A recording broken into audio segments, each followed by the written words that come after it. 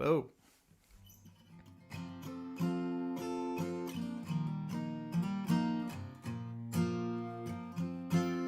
Hello.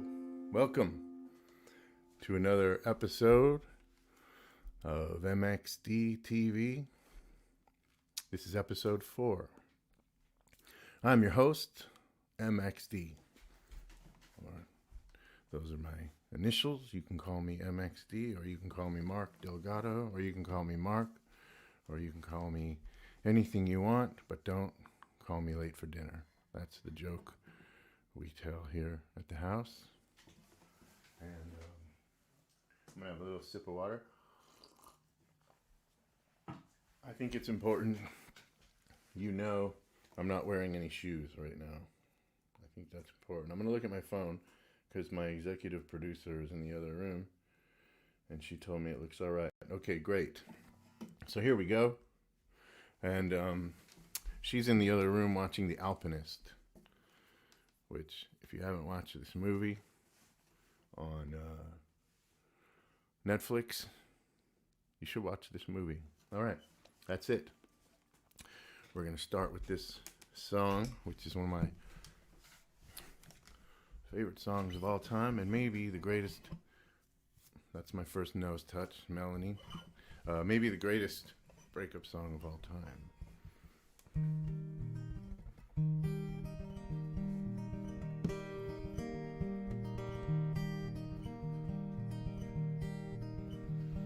Well, it ain't no use in sitting and wondering why, babe, if and you don't know by now. It ain't no use in sitting and wondering why, babe, it'll never do anyhow. When your rooster crows at the break of dawn, look out your window and I'll be gone. You're the reason that I'm traveling on. Don't think twice, now it's alright. It ain't no use in turning on your light, babe, a light I never know. And it ain't no use in turning on your light, babe, I'm on the dark side of the road. I wish that there was something that you could do or say, help me change my mind and stay. But you never did too much talking anyway. Don't think twice, now it's alright. There ain't no use in calling out my name, gal, like you never done before. And it ain't no use in calling out my name, gal, I can't hear you anymore. I've been thinking and wondering, walking down this road. I once loved a woman, a child, I'm told. I gave her my heart, but she wanted my soul. Don't think twice, now it's alright. So long, honey baby, where I'm bound I can't tell. Goodbye is too good a word, babe, I'll just say fairly well. Now I ain't saying you treated me unkind. You could have done better, but I don't mind. But you just kinda wasted all of my precious time. Don't think twice, now it's alright.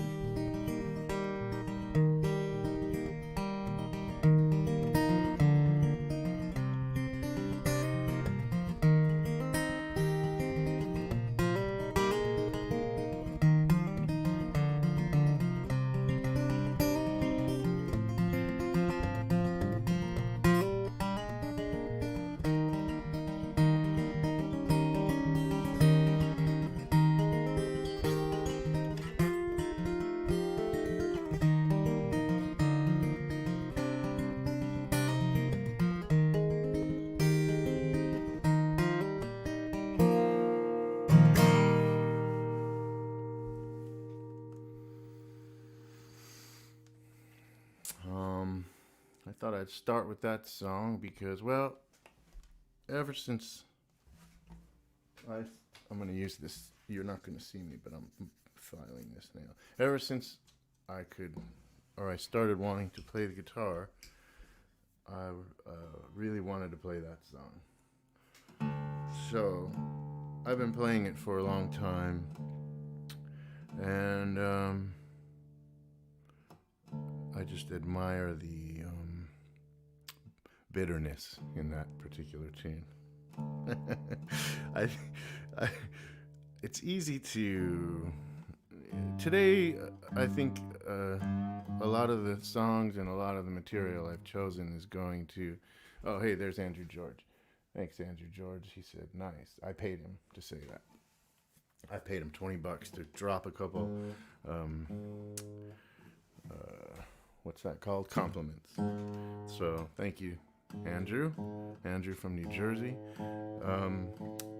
As I was saying, today's theme, if there is one, is maybe one of them. That's the second face touch, but I'll try to keep them to a minimum. One of the themes today is relationships and how they form, which is bizarre, and the destructive nature of them, and also the healing nature of them. And then just sometimes I'm tuning this guitar into another tuning because I'm going to do another one of my favorite songs, and whereas I lost my train of thought, but whereas the previous song is a bitter breakup song, this is kind of a sweet love song, I think, from somebody who typically wrote bitter, dark material. This is a Townes Van Zandt song, and Townes Van Zandt was a junkie, and he had a lot of trouble, especially whenever he was in Houston. They said he'd always get into trouble, and when he was doing too much heroin and he was getting into a lot of trouble in Houston, the story goes, I don't know if any of this is true, but it's good for I love the story for two reasons. One, because it's sweet, and I like to think of Townes having somebody in his life. So the story goes that whenever he was in trouble, Townes would go to Colorado. He had a girlfriend in Colorado, and he would go and stay with her to get cleaned up and get his shit together. So I love that story because I like to think of Townes Van Zandt in Colorado with some woman who he loved and whom he loved, and taking it easy. The other reason why that's a great story is it allows me to get this guitar into the proper tuning.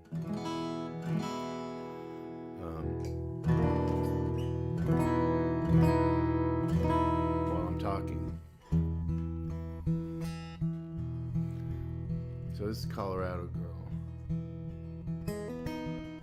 First time I heard this song was actually I heard Steve Earle do it.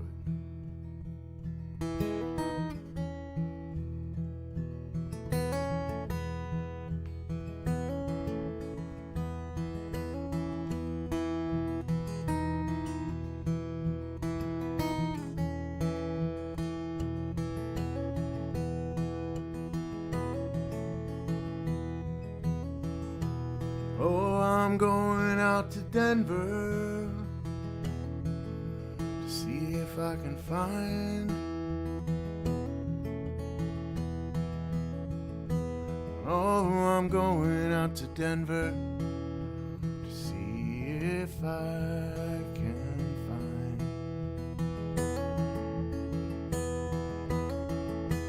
Oh, that lovin' Colorado girl of mine.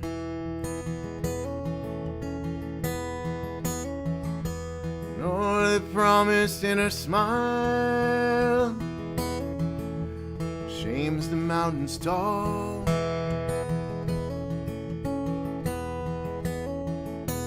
Oh, the promise in her smile shames the mountains tall.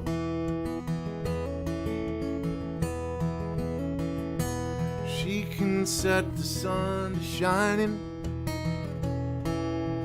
tell the rain to fall.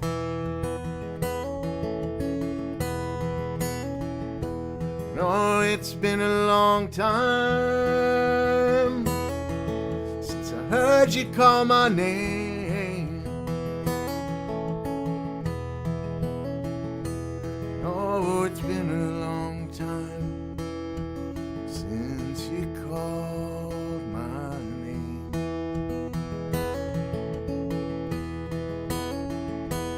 I've got to try and see my Colorado girl again.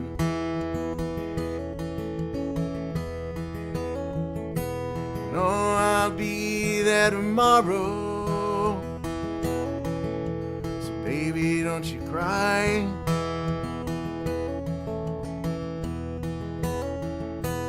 Oh, I'll be there tomorrow, so baby, don't you cry.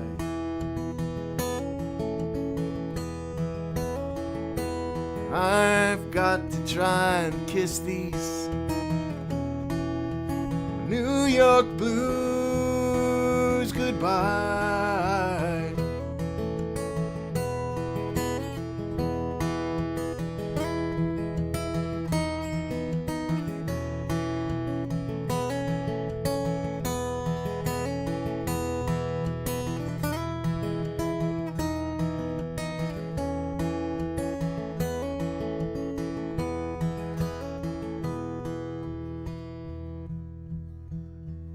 When you're lost in the rain and Juarez,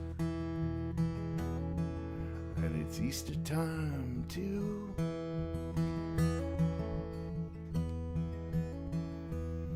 and gravity fails you, negativity won't pull you through. Just don't put on no airs when you're down on Remorque Avenue.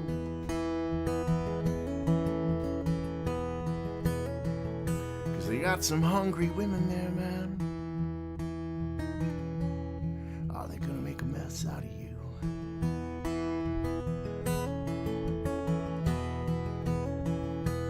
Ah, sweet Melinda,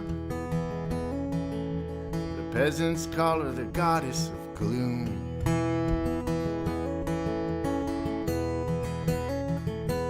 And she speaks good English, and she invites you up into her room.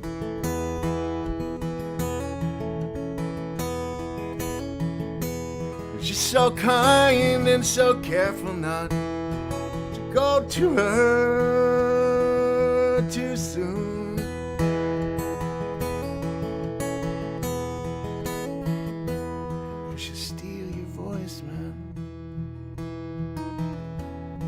She'll leave you howling at the moon.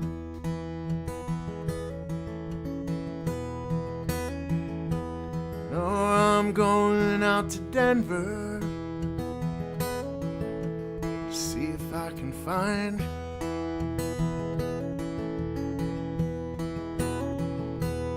Oh, I'm going out to Denver to see if I can find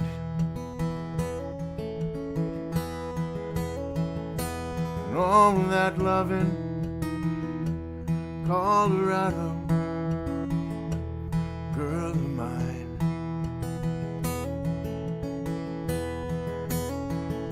And all that loving Colorado girl of mine.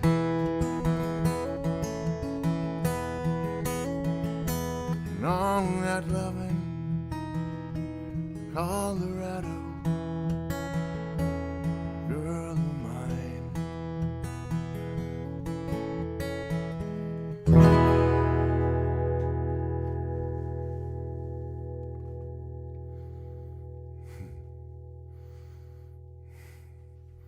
So many things happened during that song. Oh, look, lots of friends here. Oh, there's my pal Eric Squindo. I love Eric Squindo. Hey, man. Thank you. That's really nice.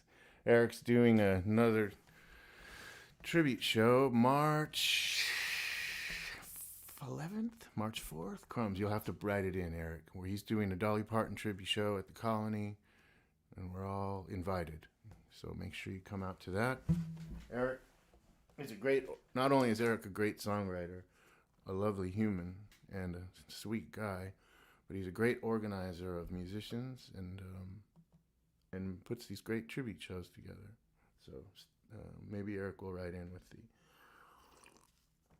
I feel like it's March 4th or March 11th. Anyway, Dolly Parton tribute show coming up. Good Lord, that's pretty. That's on Anti-Oxymoron, also known as Soup McGee, also known as Sugar Free, but known to me as Jason Albright, one of my closest, dearest friends. And Melanie said, our Colorado girl Annie is listening. Hey Annie and Mike, that was for you. I should have been tuning this guitar while I was talking. Thank you guys for showing up. Thanks for being here. It's episode 4 of MXDTV. It's a pleasure to be here with you again.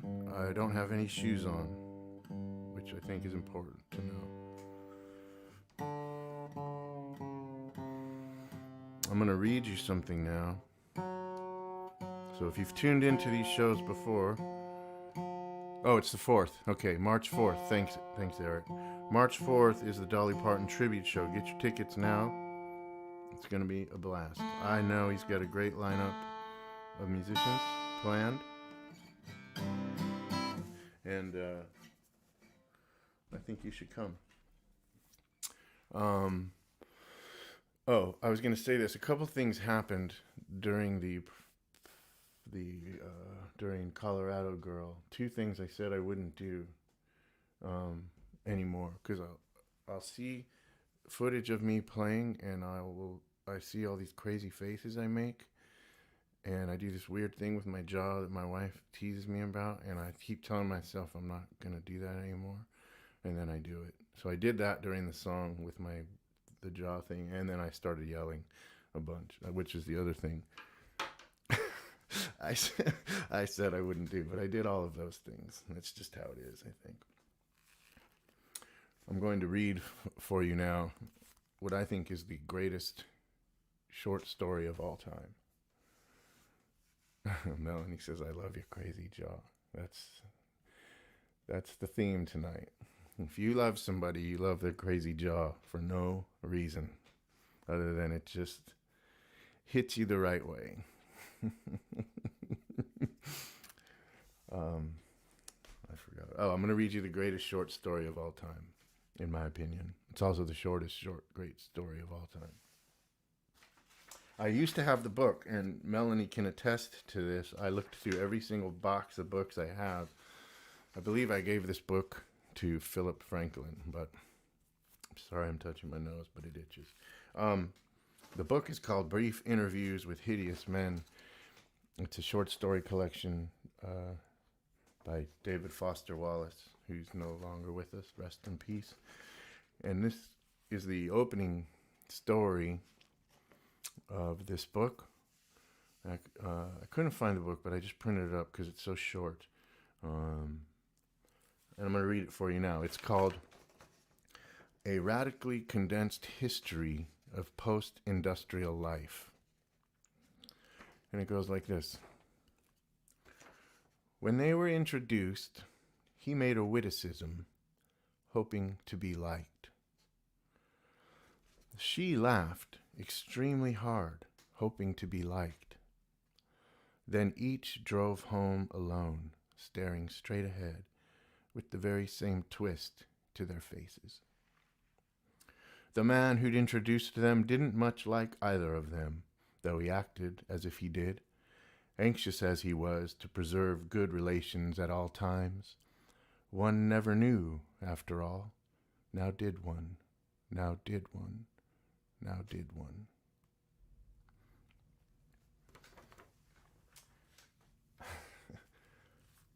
See what I mean? That's the best. That's the best short story of all time, I think. Since it's so short, I'm going to read you another poem. I chose these poems tonight. I have particularly dry a situation going on here, but I chose these poems tonight because they're all from a particular time in my life when I was absolutely insane, and I was just reading a ton of poetry, and I used to get drunk and walk around my room wherever I lived and like bash into things, and my feet would be all bloody, and I'd walk around my house reading poems out loud to nobody and to the ghosts. And these are some of the earliest poems I stumbled across that really turned me on. And I didn't even know necessarily what they were about. I just loved them so much. But this is from a poet named Norman Dewby. It's a book called Radio Sky, which is just out of sight. And I'm going to read you the very first poem in this book called Radio Sky. The blue house at Mills Cross, where the night's last firefly strikes its light out in a burst pod. Under the cool stairs, you raise the chrome visor on my aunt's old GE, a faint band, green numerals, and a backlighting of amber tubes. Each is glass, prophylactic, with cosmic noise straight from the swan. Your sister, Phyllis, had been unkind. It was hot, our towels floating in the tub upstairs. We lit candles, and you poured the iced tea. Later in bed, you turned on the television to where a station had signed off. Making the adjustments in the contrast, we watched snow. What Phyllis said was literally the original light of creation. Genesis popping like corn in a black room. Still, something out of nothing. Knowing we can't have children, you watched the flecked light like a rash on your stomach and breasts. Phyllis is a bitch, was my reply. We made love, shared strings of rhubarb bleached with cream. We slept in the blue snow of the television, drifting under the familiar worn sheet. That one got me again. That's a good one.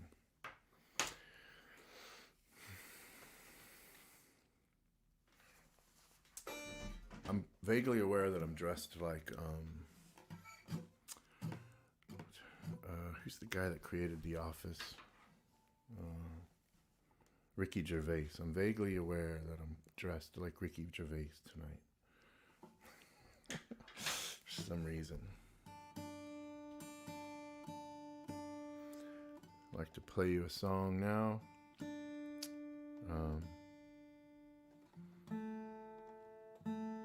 It's a bit of a story song. It's off my latest record,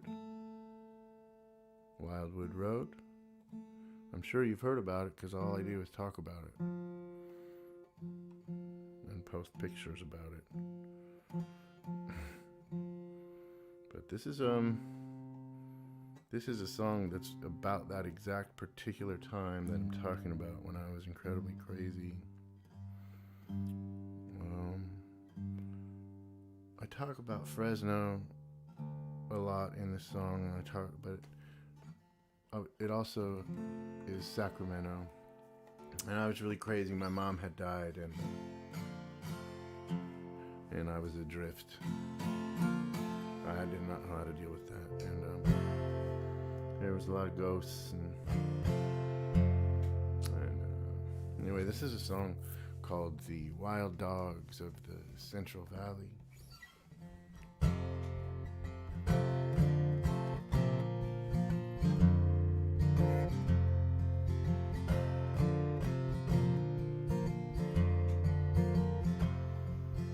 you're all alone. And the voice that you hear down the hall is your mother's voice.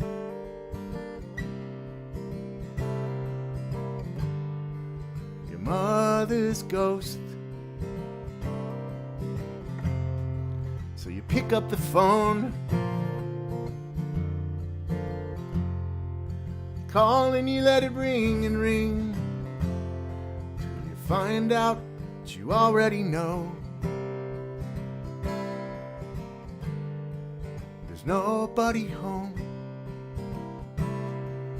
And if you keep on running from the hounds, you can't escape. And if you keep on reaching for the hand you cannot save, there won't be any time to make your getaway.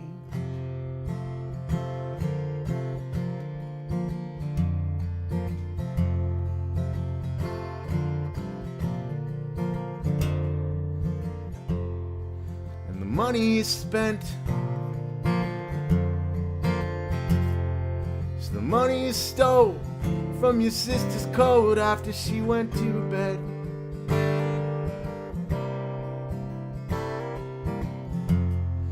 And it's time to repent. But you make your way to the Astro Motel instead.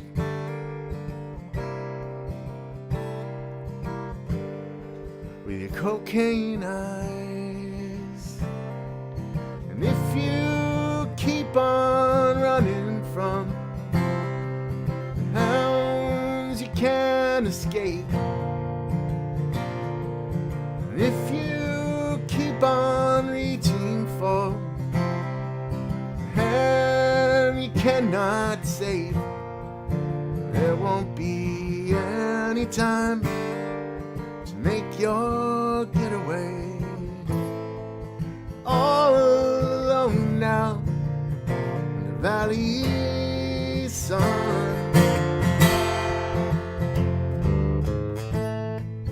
All alone again, down and out again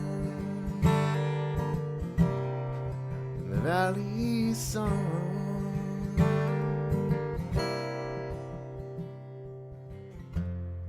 And the sound that you make is the sound of the key in the lock. You turn it the wrong way and it breaks. No, it breaks. If you keep on running from the hounds, you can't escape. If you keep on reaching for the hand you cannot save, there won't be any time. No, there won't be any time. No, there won't be any time to make your getaway.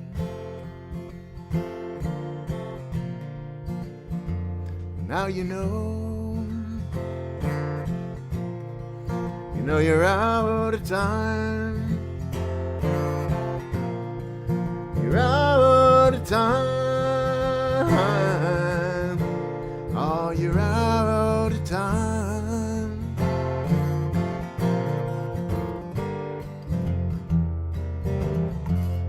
Well, it was 1987. School's out for good. The Hydra summer was upon us. Old people and dogs were dropping like flies.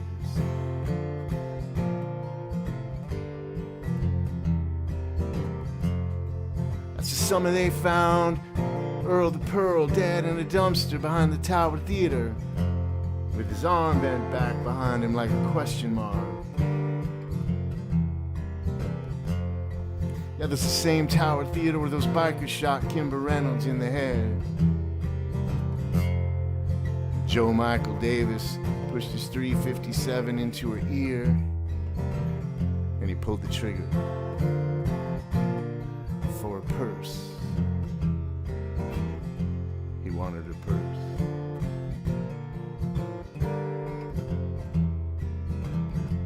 Well, the cops, they caught up to him later on and they gunned his ass down in the street. But that was later, much later. That's the summer they found Marilyn Gay Ward dead inside the bookstall.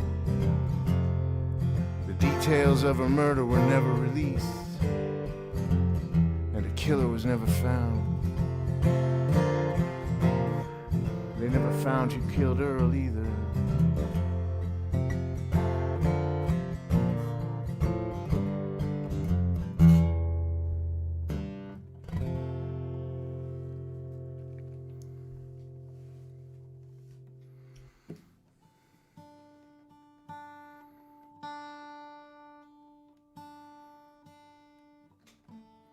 I'd like to play a new song now. I'm gonna give it a try. It's a new song, and Justin Tracy and I, my songwriting partner and producer and bandmate and great friend, I've started work on a new record, and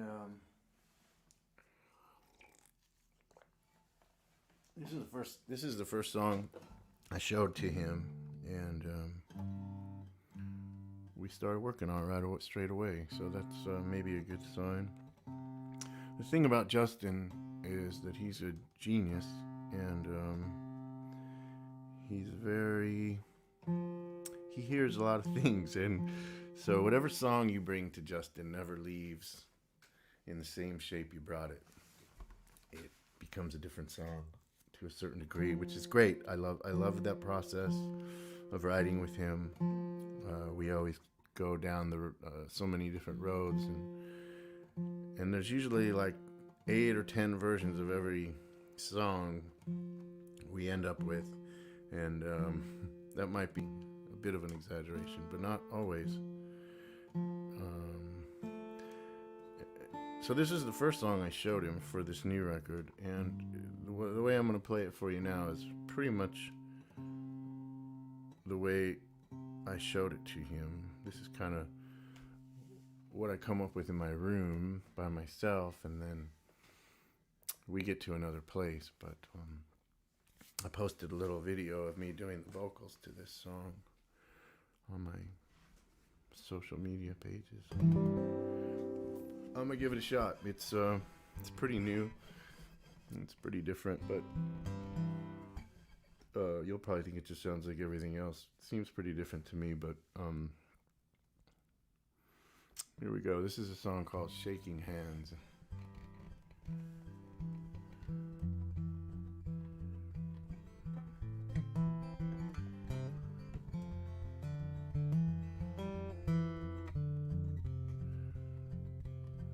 If you want, skip the long, drawn-out explanation, please. Your time in France, the beggars and the tramps, is not as interesting as you might think. I know you see yourself in me. I know you see yourself in me. What's the use of shaking hands on?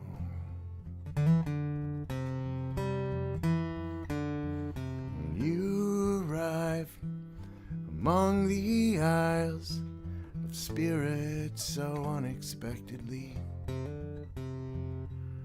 and I just emerged all from beneath the earth, prisoner who finally tunneled free. And I know you see yourself in me. And I know you see yourself in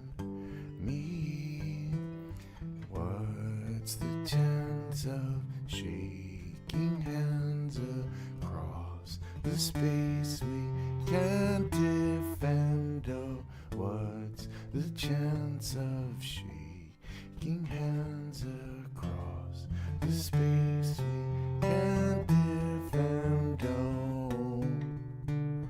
Oh, you're my twin, you know, I can't deny.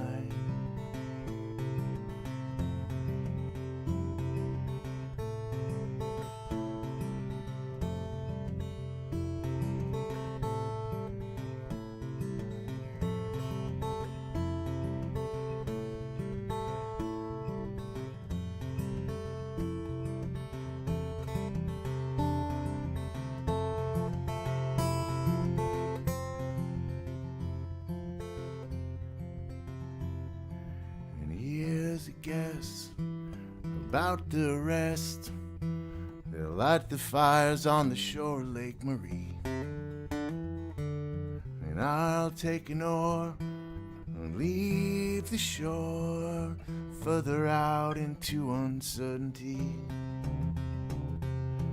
I know you see yourself in me, and I know you see yourself in me.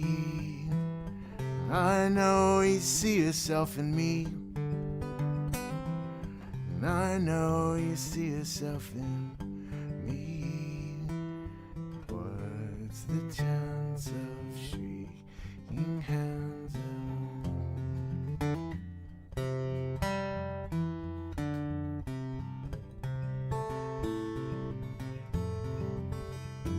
You're my twin, you know, I can't deny.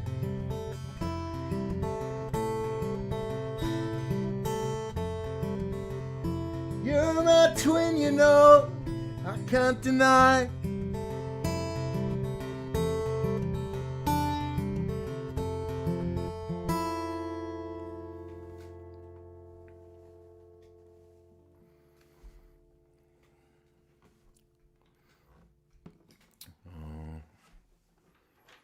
Yeah.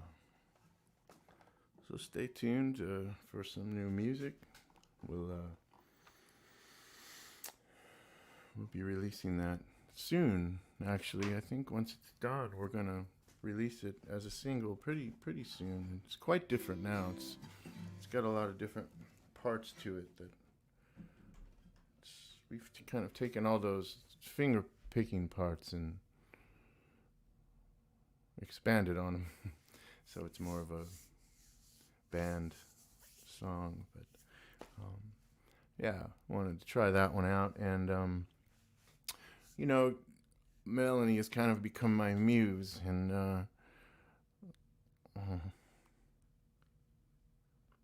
you know, just that song speaks to kind of what I'm talking about here tonight, which is the, you know, these relationships we develop and people you meet, and it all seems quite random, but then you meet somebody who is, you just fit together in a way that it was, you know, it's completely unexpected. It's been like that for Melanie and I, and you know, it's a very strange organization of souls.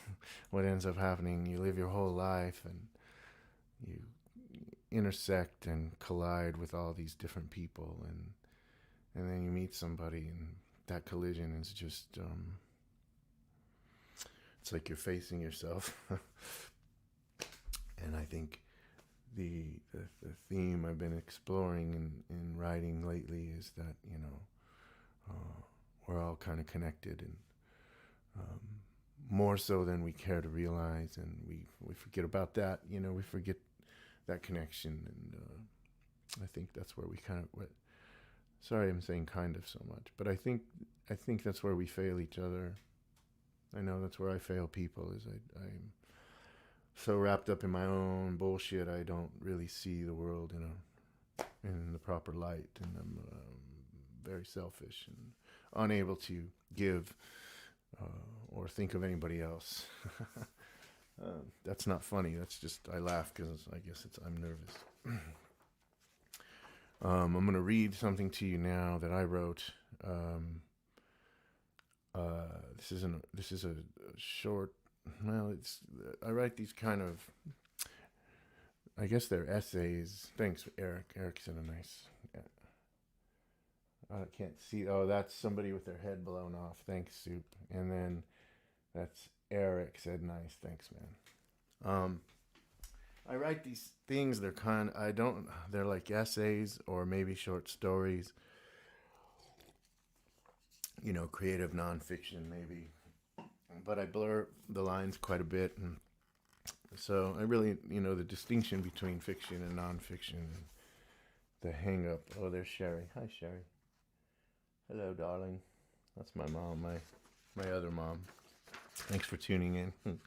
I blur the lines, and we get caught up between, is it fiction? Is it nonfiction? Is it real? Did it really happen? I need to know if it happened. I don't worry about that too much. I think they both are important. Anyway, this is a longer piece. I just took a couple paragraphs and I'd like to read it. It's from this piece I wrote called Kathleen. It's about my mother. You can read the whole thing on my blog. It's just a ploy to get you to go to my website and look at my stuff. It's all shameless self-promotion. That's all it is, really. But hey, if I don't do it, nobody will do it. No one will tell you to go to my website and read these things that I spend hours writing to nobody. Melanie has to read them. I catch her rolling her eyes right before, as I approach her with a piece of paper in my hand. She knows what the score is. Anyway, this I feel like goes with all these things I'm saying. This is a piece I wrote about my mom. She's been gone for quite a long time now. She died a long time ago, very young. And my dad recently passed away too. So I've been revisiting some of this stuff I wrote about my mother, because for a good long while I was pretty hung up on my mother's death, and it was part of the spiral I was in because I couldn't shake it and I didn't know how to handle it. There's Rick too. Hi, Rick. Thanks, man. Okay. I just want to say this really quick. It's really great that you guys comment and show up, and makes it nice to know you're out there. Anyway, this is from a piece called Kathleen, and I just chose a couple paragraphs. This is about the second and third paragraph, and it goes like this. So this is what it's like since my mother left her physical body. I'm eating breakfast alone in a diner, and she appears. She'll sidle up alongside me, not across, and grab a menu and start talking about how to cook the perfect egg, or the culinary attributes of the beet, or remind me of her famous cactus and pork chops dish, or the fried bread doughs with sauce. She'll remind me how I enjoyed dressing up, and being dressed up by my older sisters as a woman named Lucy. My favorite accessory was a faux string of pearls. She'll say, I went crazy. Yes, I did. I didn't want to, and in moments of clarity late at night, smoking a Newport with my legs tucked under me, reading a detective novel, I felt like I knew who I was. I was a girl from Jersey City. I fucking liked smoking Newports. I liked detective stories. It was the only time I was me, late at night, when everyone else was squared away and resting. I couldn't sleep because I needed to feel like myself. I needed that time because I had to take care of fucking everything. I lost myself. I lost myself in you. You became the thing. And I wanted to make you happy because I couldn't be happy anymore. I just couldn't. And I'm sorry, pal, I am, because in my own way I loved you and your sisters and even your father. And I tried, I really did, but I couldn't make it happen. And I love food. My mother, let's call her Kathleen, because that's her name. She was born Kathleen Louise Kearns. Kathleen was an opinionated woman. I didn't know her as a child or even a young woman, which I think is very important here. I think she wants us to know. I know I want to know. There are, of course, the family photos, and Kathleen, when she was young. Now, hang in here. Hang in there. I'm sure all mama's boys think their mother was beautiful, and to some extent have a crush on them.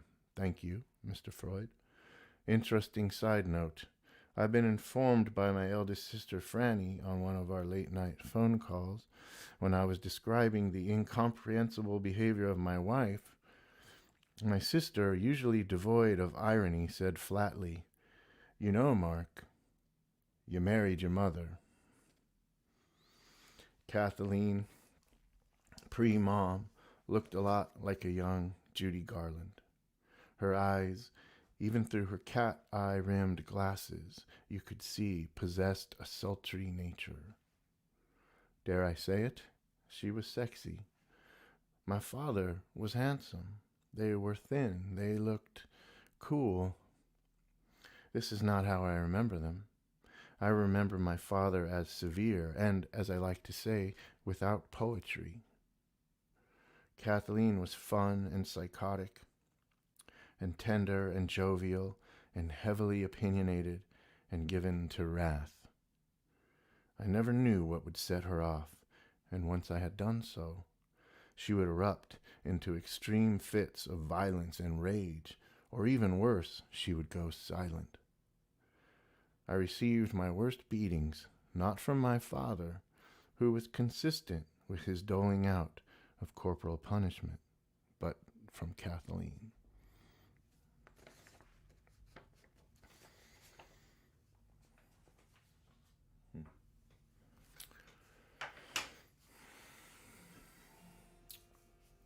Doing pretty good on time.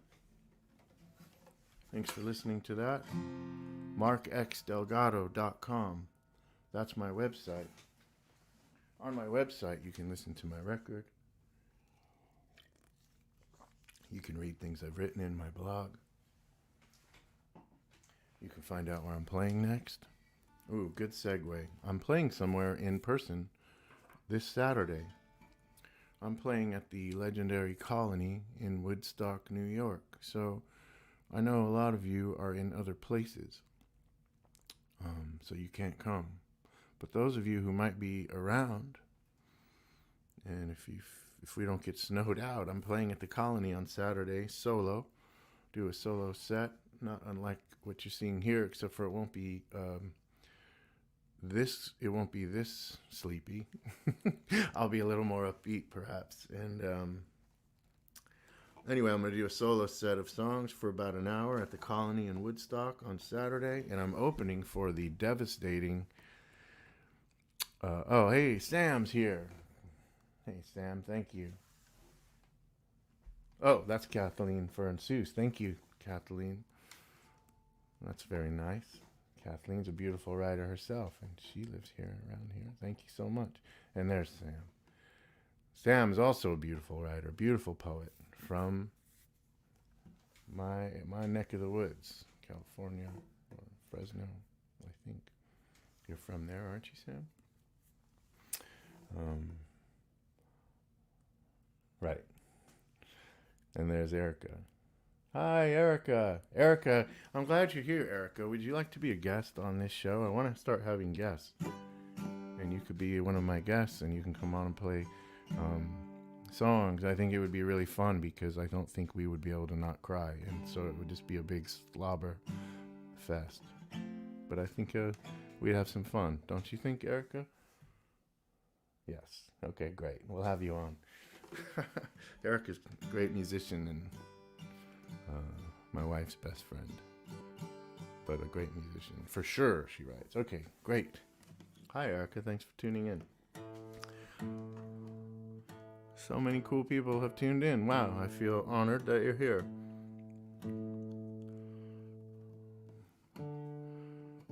What was I talking about? Oh, Colony. I'm opening up for Margie Zintz at the Colony here in Woodstock. If you've never heard Margie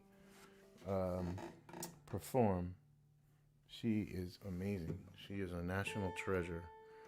She's one of the best musicians we know. Melanie and I love her music. And she sounds more like Joni Mitchell than Joni Mitchell. That's not a joke. She's a devastating musician. Okay, Let's see, there's one other. Here's Danielle, my sister. Yes to guest. Yeah, I know. Everybody's sick of me. That's why. I get it. And then here's my old neighbor, Steve Medina. Steve, thank you. I wish you could too. We're going to come to Fresno in June, so we'll have to hang out. All right, I'm going to play this song. This is off my last record. Since I played you the shortest, my favorite short story, I'll play you my shortest song. I'm going to give it a try. Oh, and Erica's on. This is for you, Erica. Let me see if I can do it. I felt like it might work.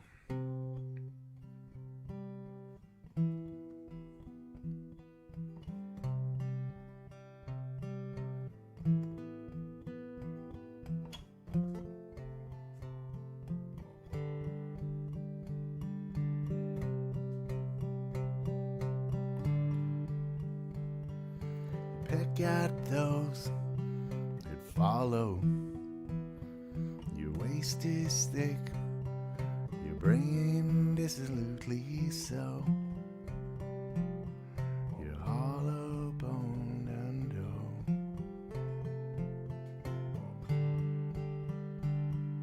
moribund and shallow. You think that you're the only one who knows. You're hollow boned and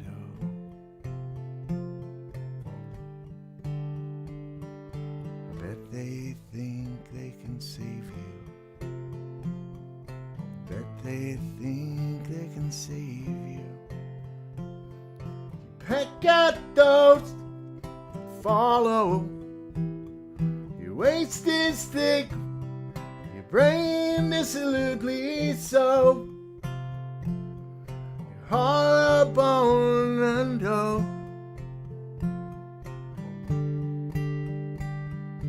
moribund and shallow. Think that you're the only one who knows. Hollow bone and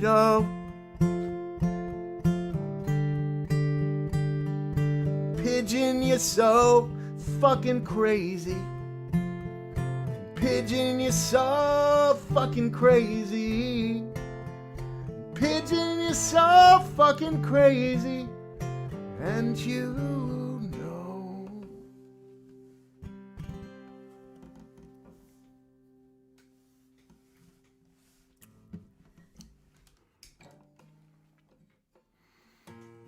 I wrote that song on a piano when I was living in San Diego, and we had this, let's see, that's correct. We had this piano, my sister and I, we lived in this house up on this hill. It took like 5 or 6 guys to take it up these stairs, and it was this massive piano, and somebody broke their hand moving it into our house. And we had this huge front room with all these wood floors, and there was all this space, and I used to just sit there banging the chords out on that and screaming that song. Kind of came to me all at once. And somehow it made it onto the last record. I never thought it would be anything, but I still like playing it. It's particularly fun to play that with the band and to scream one's head off at severe volumes. I highly recommend it if you've never done that sort of thing. Oh, there's Shelly. Hey Shelly, thanks for tuning in. Shelly from New Jersey. So cool. All right. How are we doing on time? We're almost there.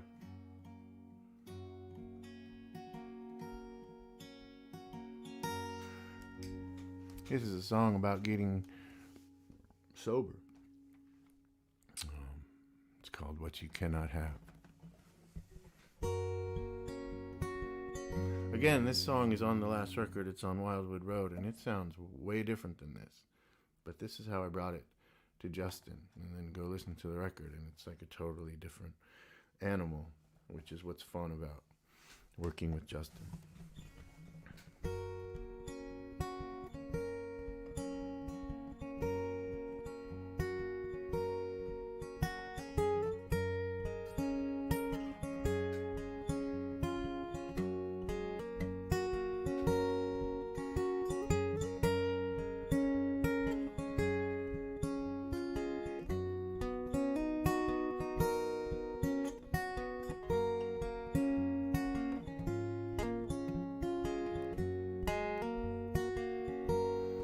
When you faced the first one, well, it just burned and then was warm, and it took your heart. It's what you cannot have. There was hate when you were young, it turned to rage at what you'd become, and it made you want what you cannot have.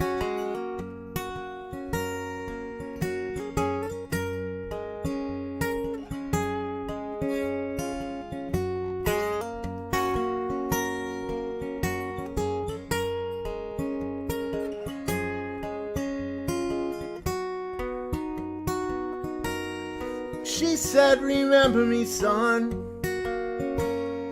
don't waste all of your love, 'cause there can't be only one. Don't waste all of your love, 'cause your heart can know what it cannot have.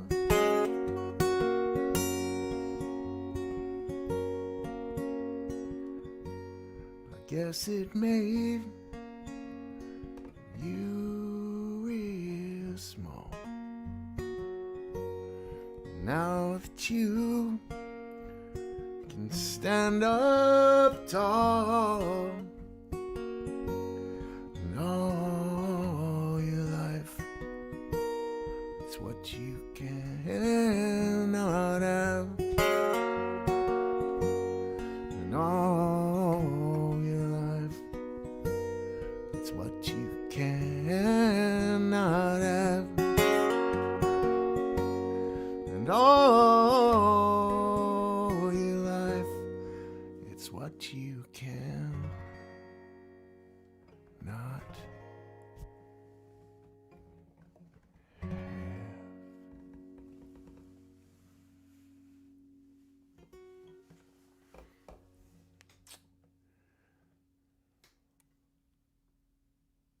Putting it on a speaker.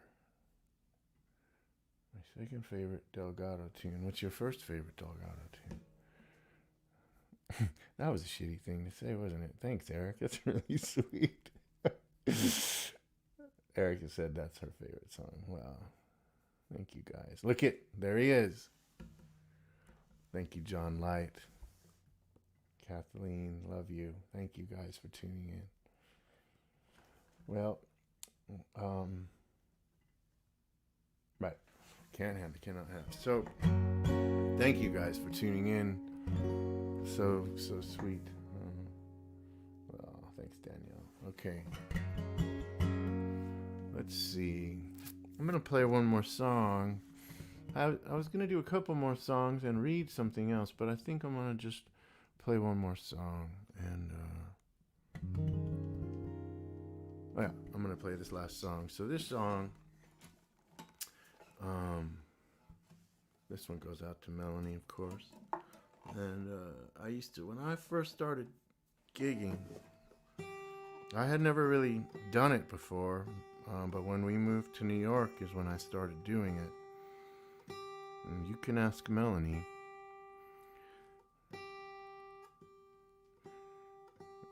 Melanie did a nice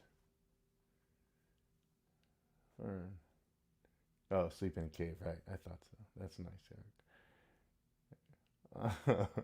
Okay. So what I was gonna say was, when I first started doing this, playing all by myself, I didn't have a band or anything, and I didn't have much, and nobody. The only gigs I could get were not very good, and most of them didn't pay, and the ones that did pay didn't pay much, and usually I was just some kind of background noise, and not much has changed, I guess, but anyway, I used to do these long sets, and I would do tons of covers, and I'd do 3-4 hour nights playing covers, but even when I did regular shows where I played my own music, I would always end every set with this song, because I was gone from home a lot. I would drive all over the place, and I would do these gigs, and this is before we had Mary, but we lived in the woods in Woodstock. We lived at Bird Cliff, and I'd be gone from Melanie for a long time. So I heard this song. So this is a I can't think of his name. Creedence Clearwater Revival. John Fogerty. This is a John Fogerty song.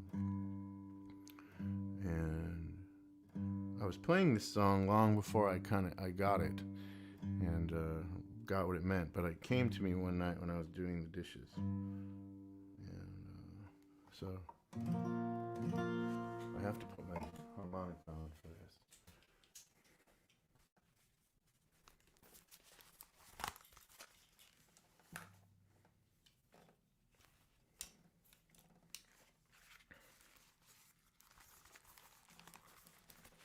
I always think that's going to go worse than it does. It's not too bad.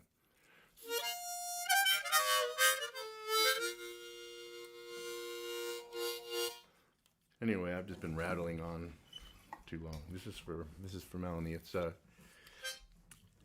called "As Long as I Can See the Light." It's a old John Fogerty song.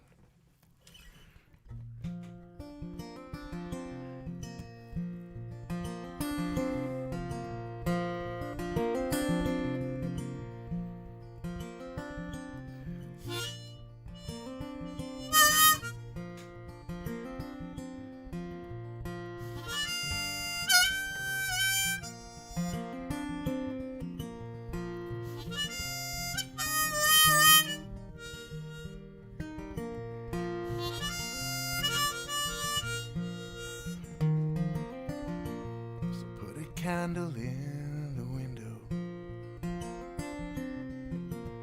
'cause I feel I gotta move. No, I won't be losing my way, long as I can see the light.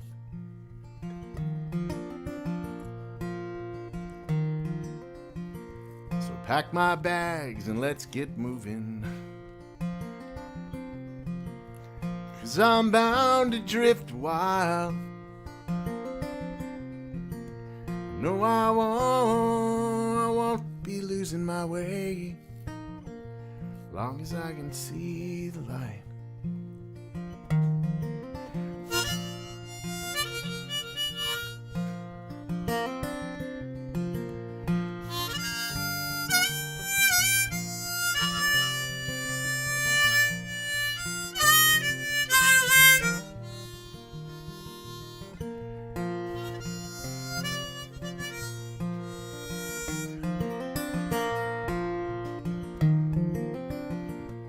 Guess I got that old traveling bone,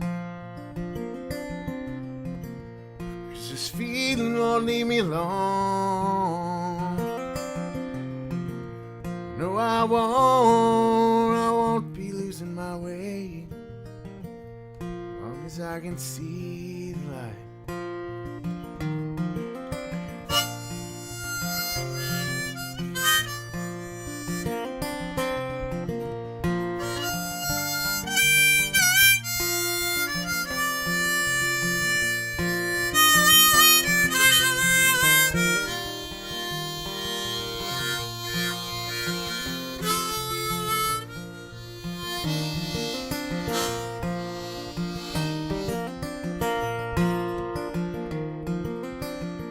So put a candle in the window, 'cause I feel I gotta move. No, I won't be losing my way, long as I can see the light.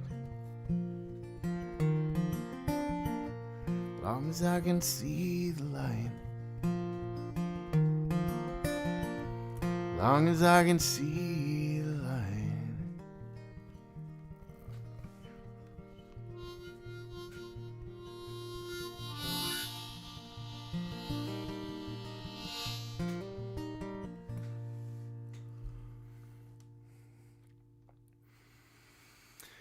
Well,